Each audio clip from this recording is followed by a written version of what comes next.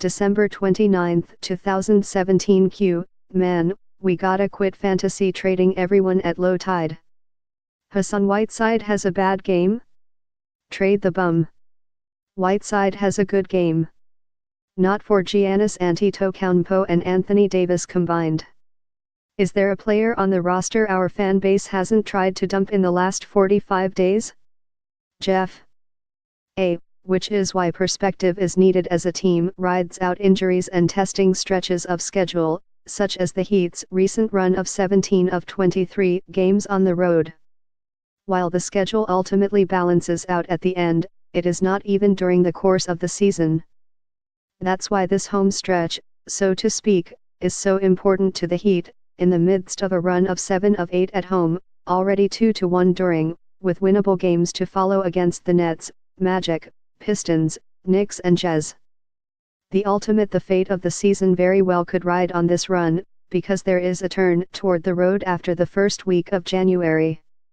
Eric Spoelstra, of course, insists on looking at it one game at a time. But this is when you build equity in the standings, stock up for the winter ahead. The Heat have reached the point where there has to be more than the high water mark of 2 games above .500. And there has to be more than a single 3-game winning streak, which they can match Friday at home against the Nets. Q. I'll take Rony Seikaly over Hassan Whiteside every day, as I think he is one of the most underrated Heat players of all time, simply because of the time he played at in Heat history and the fact that we, later on, picked up Alonzo Mourning and Shaquille Sob. This, of course, is in reference to our weekly lists of top 10 players at each position in commemoration of the Heat's 30th season. The current list at SunSentinel.com has Seikaly 4th at the position, behind Mourning at the top, O'Neal at No. 2 and then Whiteside. The Whiteside-Seikaly debate one was among the most difficult on the list, which will be featured in Sunday's newspaper. The reasoning was that while we have yet to see Whiteside's entire body of work in a Heat uniform, the resume to this point is trending in a higher direction than that of Seikaly. But I agree that I might have sold the spin doctor short and certainly could accept flipping that order. Q. IRA, with all the injuries and lack of wing depth, should the Heat consider bringing back Derek Williams?